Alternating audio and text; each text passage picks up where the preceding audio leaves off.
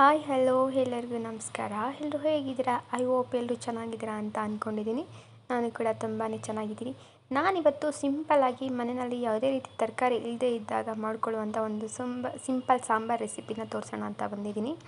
I hope ಈ video ನಿಮಗೆ ಇಷ್ಟ ಆಗುತ್ತೆ ಅಂತ ಅಂದ್ಕೊಂಡಿದ್ದೀನಿ. ಇಷ್ಟ ಆದರೆ ಪ್ಲೀಸ್ ಒಂದೇ ಒಂದು ಲೈಕ್ ಮಾಡಿ, ಶೇರ್ ಮಾಡಿ, ಹಾಗೆ ಕಮೆಂಟ್ ಕೂಡ ಮಾಡಿ. ಖಂಡಿತ ನಿಮಗೆ ಇಷ್ಟ ಆಗುತ್ತೆ ಸಾಂಬಾರು. ಆ್ಯಂಡ್ ತುಂಬ ಬೇಗ ಕ್ವಿಕ್ಕಾಗಿ ಮಾಡ್ಕೋಬೋದು. ಮನೆಗೆ ಯಾರಾದರೂ ರಿಲೇಟಿವ್ ಬಂದರೆ ತುಂಬ ಬೇಗ ಅಡುಗೆ ಹಾಕಬೇಕು ಅಂದರೆ ಈ ಸಾಂಬಾರನ್ನ 5 ನಿಮಿಷದಲ್ಲಿ ರೆಡಿ ಮಾಡ್ಕೊಂಬಿಡ್ಬೋದು. ತುಂಬ ಅಂದರೆ ತುಂಬ ಟೇಸ್ಟಿಯಾಗಿರುತ್ತೆ ಆ್ಯಂಡ್ ಸಖತ್ತಾಗಿ ಕೂಡ ಇರುತ್ತೆ. ಬನ್ನಿ ಇವಾಗ ಯಾವ ರೀತಿ ಮಾಡೋದು, ಅದಕ್ಕೆ ಏನೆಲ್ಲ ತೊಗೋಬೇಕು ಇಂಗ್ರೀಡಿಯೆಂಟ್ಸ್ನ ಅಂತ ಕೂಡ ಶೇರ್ ಮಾಡ್ತಾಯಿದ್ದೀನಿ. ನೋಡ್ಕೊಳ್ಳೋಣ ಬನ್ನಿ. ಇವಾಗ ಇದಕ್ಕೆ ನಾನು ಎಲ್ಲ ರೆಡಿ ಮಾಡಿ ಇಟ್ಕೊಂಡಿದ್ದೀನಿ. ನಾನು ಒಂದು ಅರ್ಧ ಹೋಳು ಕಾಯಿನಲ್ಲಿ ಒಂದು ಮುಕ್ಕಾಲು ಭಾಗದಷ್ಟು ಕಾಯಿನ ತುರಿದು ಇಟ್ಕೊಂಡಿದ್ದೀನಿ. 1 ಗೆಡ್ಡೆ ಬೆಳ್ಳುಳ್ಳಿನ ತೊಗೊಂಡಿದ್ದೀನಿ. ಬೆಳ್ಳುಳ್ಳಿ ಎಷ್ಟು ಹಾಕ್ತೀವೋ ಅಷ್ಟು ಸಾಂಬಾರು ಟೇಸ್ಟಿಯಾಗಿರುತ್ತೆ.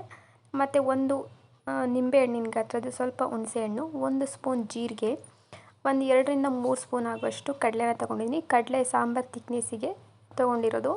ಸ್ವಲ್ಪ ಕೊತ್ತಂಬರಿ ಸೊಪ್ಪು, 1 ಗೆಡ್ಡೆ ಈರುಳ್ಳಿನ ಕಟ್ ಮಾಡಿ ಇಟ್ಕೊಂಡಿದ್ದೀನಿ. 1 ಸ್ಪೂನಷ್ಟು ಸಾಂಬಾರು ಪುಡಿ. ನಿಮಗೆ ಖಾರಕ್ಕೆ ಎಷ್ಟು ಬೇಕು ಅಷ್ಟನ್ನು ನೋಡಿ ತಗೊಳ್ಳಿ. ಇದನ್ನೆಲ್ಲ ಮಿಕ್ಸಿ ಜಾರಿಗೆ ಹಾಕ್ಕೊಂಡು ರುಬ್ಕೋಬೇಕು. ಇದನ್ನು ನಾನು ಮಿಕ್ಸಿ ಜಾರಿಗೆ ಕಾಯಿ ಮತ್ತು ಕಡಲೆನ ಹಾಕ್ಕೊಂಡಿದ್ದೀನಿ. ತೊಗೊಂಡಿರುವಂಥ ಎಲ್ಲ ಇಂಗ್ರೀಡಿಯೆಂಟ್ಸ್ನ ಕೂಡ ಅದಕ್ಕೆ ಹಾಕಿ ರುಬ್ಕೊಳ್ಳೋದಕ್ಕೆ ರೆಡಿ ಮಾಡ್ಕೊತಾ ಇದ್ದೀನಿ. ಇದನ್ನು ನುಣ್ಣಗೆ ಪೇಸ್ಟ್ ಮಾಡ್ಕೋಬೇಕು. ತುಂಬ ತರಿ ಮಾಡ್ಕೋಬಾರ್ದು. ನುಣ್ಣಗೆ ಪೇಸ್ಟ್ ಆದಷ್ಟು ಚೆನ್ನಾಗಿರುತ್ತೆ ಸಾಂಬಾರು ಟೇಸ್ಟಿಯಾಗಿ. ಈರುಳ್ಳಿನ ಹಾಕೋತಾ ಇದ್ದೀನಿ. ಕಾಯಿ ಮತ್ತು ಕಡಲೆನ ಹಾಕ್ಕೊಂಡಿದ್ದೀನಿ. ಈರುಳ್ಳಿ ಹಾಕ್ಕೊಡ್ತಿದ್ದೀನಿ. ಮತ್ತು ಸ್ವಲ್ಪ ಕೊತ್ತಂಬರಿ ಸೊಪ್ಪನ್ನು ಕೂಡ ಹಾಕ್ಕೊಂಡಿದ್ದೀನಿ. ನಾನು ಏನು ಇಂಗ್ರೀಡಿಯೆಂಟ್ಸ್ನ ತೊಗೊಂಡಿನೋ ಅದನ್ನೆಲ್ಲನೂ ಹಾಕೋತಾ ಇದ್ದೀನಿ. ಸ್ವಲ್ಪ ಸಾಂಬಾರು ಪುಡಿ, ನಿಮಗೆ ಖಾರಕ್ಕೆ ಎಷ್ಟು ಬೇಕು ನೋಡಿ ಹಾಕ್ಕೊಳ್ಳಿ ಸಾಂಬಾರನ್ನ ಪುಡಿನ. ಹುಣಸೆಹಣ್ಣು, ಇದಕ್ಕೆ ಇದನ್ನೆಲ್ಲ ಹಾಕ್ಕೊಂಡು ಸ್ವಲ್ಪ ನೀರನ್ನ ಆ್ಯಡ್ ಮಾಡ್ಕೊಳ್ಳಿ. ಇದನ್ನು ನುಣ್ಣಗೆ ಪೇಸ್ಟ್ ಮಾಡ್ಕೋಬೇಕು. ನುಣ್ಣಗೆ ಇದು ರೆಡಿ ಆಗಿದೆ. ಇವಾಗ ಸಾಂಬಾರಿಗೆ ಒಗ್ಗರಣೆಗೆ ಅಂತ ರೆಡಿ ಮಾಡ್ಕೊಳ್ಳೋಣ. ಸಾಂಬಾರು ಒಗ್ಗರಣೆಗೆ ಮೆಣಸಿಕಾಯಿ ತೊಗೊಂಡಿದ್ದೀನಿ, ಕೆಂಪು ಮೆಣಸಿಕಾಯಿ, 1 ಈರುಳ್ಳಿ, ಸ್ವಲ್ಪ ರುಚಿಗೆ ಎಷ್ಟು ಬೇಕು ಅಷ್ಟು ಉಪ್ಪು, ಸ್ವಲ್ಪ ಅರಿಶಿನ, 1/4 ಸ್ಪೂನಷ್ಟು ಇಂಗನ್ನು ತೊಗೊಂಡಿದ್ದೀನಿ, ಸ್ವಲ್ಪ ಕರಿಬೇವು, ಹಸಿ ಕರಿಬೇವಿದ್ರೂ ಓಕೆ. ಸ್ವಲ್ಪ ಅದು ಒಣಗೋಗಿದೆ ಹಾಗಾಗಿ ಅದನ್ನೇ ತೊಗೊಂಡಿದ್ದೀನಿ. ನಾನು ಒಲೆ ಮೇಲೆ ಒಂದು ಪಾತ್ರೆ ಇಟ್ಟು ಪಾತ್ರೆಗೆ ಸ್ವಲ್ಪ ಎಣ್ಣೆನ ಹಾಕ್ತಾಯಿದ್ದೀನಿ. ಒಂದು 2ರಿಂದ 3 ಸ್ಪೂನ್ ಆಗುವಷ್ಟು ಎಣ್ಣೆನ ಹಾಕ್ತಾಯಿದ್ದೀನಿ. ಎಣ್ಣೆ ಸ್ವಲ್ಪ ನೀಟಾಗಿ ಕಾದ ಮೇಲೆ, ಎಣ್ಣೆ ಕಾದಿದೆ. ಇವಾಗ ಇದಕ್ಕೆ 1 ಸ್ಪೂನ್ ಆಗೋಷ್ಟು, 1 ಸ್ಪೂನ್ ಬೇಡ ಸ್ವಲ್ಪನೇ ಹಾಕಿ, ಸ್ವಲ್ಪ ಸಾಸಿವೆ, ಸ್ವಲ್ಪ ಜೀರಿಗೆನ ಹಾಕಿ, ಸಾಸಿವೆ ಸ್ವಲ್ಪ ಸಿಡಿಬೇಕು ಅಲ್ಲಿವರೆಗೂ ಒಂಚೂರು ವೇಟ್ ಮಾಡಿ. ಸಾಸಿವೆ ಸಿಡಿದ ಮೇಲೆ ಕರಿಬೇವು ಮತ್ತು ಕಟ್ ಮಾಡಿ ಇಟ್ಕೊಂಡಿರುವಂಥ ಮೆಣಸಿಕಾಯಿನ ಕೂಡ ಹಾಕ್ತಾಯಿದ್ದೀನಿ.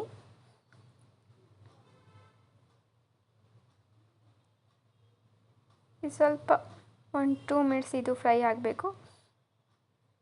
ಕರಿಬೇವು ಸ್ವಲ್ಪ ಅದ್ರ ಫ್ಲೇವರ್ನ ಬಿಟ್ಟರೆ ತುಂಬ ಚೆನ್ನಾಗಿರುತ್ತೆ ಸಾಂಬಾರು. ಇವಾಗ ಇದಕ್ಕೆ ಕಟ್ ಮಾಡಿ ಇಟ್ಕೊಂಡಿರುವಂಥ ಈರುಳ್ಳಿನೂ ಕೂಡ ಹಾಕಿ ಸ್ವಲ್ಪ ಫ್ರೈ ಆಗೋವರೆಗೂ ಒಂದು ಸ್ವಲ್ಪ ಫ್ರೈ ಮಾಡ್ಕೊತಿದ್ದೀನಿ. ಇದು ಸ್ವಲ್ಪ ಫ್ರೈ ಆದಮೇಲೆ ಇವಾಗ ಇದಕ್ಕೆ ಅರಿಶಿನದ ಪುಡಿ ಹಾಕ್ತಾಯಿದ್ದೀನಿ.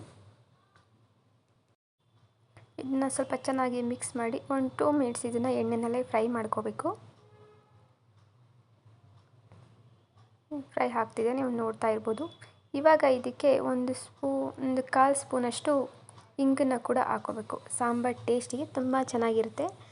ಆದ್ದರಿಂದ ಸ್ವಲ್ಪ 1/4 ಸ್ಪೂನಷ್ಟು ಇಂಗನ್ನು ಹಾಕ್ಕೊಂಡು ಅದನ್ನು ಕೂಡ ಒಂದು ಮಿನಿಟ್ ಇದನ್ನು ಚೆನ್ನಾಗಿ ಫ್ರೈ ಮಾಡ್ಕೊತಾ ಇದ್ದೀನಿ. ಇವಾಗ ಇದು ಚೆನ್ನಾಗಿ ಫ್ರೈ ಆಗಿದೆ. ಫ್ರೈ ಆದಮೇಲೆ ಇವಾಗ ರುಬ್ಬಿಟ್ಕೊಂಡಿರುವಂಥ ಮಸಾಲೆನ ಕೂಡ ಆ್ಯಡ್ ಮಾಡ್ಕೊತಾ ಇದ್ದೀನಿ.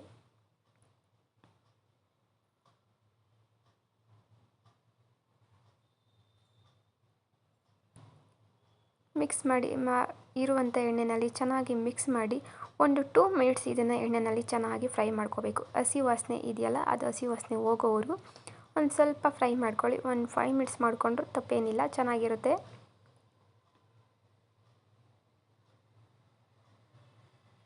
ಇದು ಫ್ರೈ ಆಗ್ತಿದೆ, ನೀವು ನೋಡ್ತಾ ಇರ್ಬೋದು.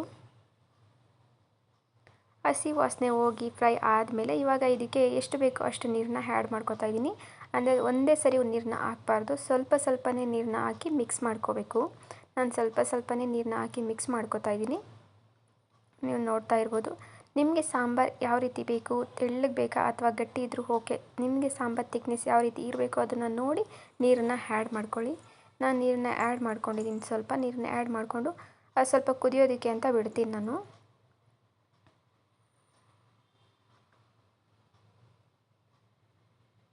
ಸಾಂಬಾರು ಜಾಸ್ತಿ ಗಟ್ಟಿ ಇದೆ, ಹಾಗಾಗಿ ನಾನು ಇದಕ್ಕೆ ಇನ್ನೂ ಒಂದು ಸ್ವಲ್ಪ ನೀರನ್ನು ಆ್ಯಡ್ ಮಾಡ್ಕೊತಾ ಇದ್ದೀನಿ. ನಮ್ಮ ಮನೇಲಿ ಸಾಂಬಾರು ಗಟ್ಟಿ ಇದ್ದರೆ ಇಷ್ಟ ಆಗೋದಿಲ್ಲ, ಹಾಗಾಗಿ ಇನ್ನು ಸ್ವಲ್ಪ ನೀರನ್ನ ಆ್ಯಡ್ ಮಾಡ್ಕೊತಾ ಇದ್ದೀನಿ.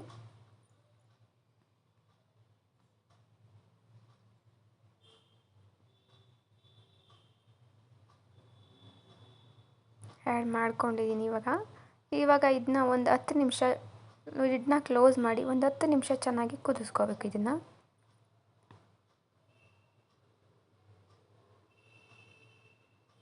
ರುಚಿಗೆ ಎಷ್ಟು ಬೇಕು ಅಷ್ಟು ಉಪ್ಪನ್ನು ಹಾಕಿ ಒಂದು ಲಿಡ್ನ ಕ್ಲೋಸ್ ಮಾಡಿ ಕುದಿಯೋದಕ್ಕೆ ಅಂತ ಬಿಡಬೇಕು. 10 ನಿಮಿಷ ನೀಟಾಗಿ ಕುದಿಸ್ಕೋಬೇಕು ಇದನ್ನು.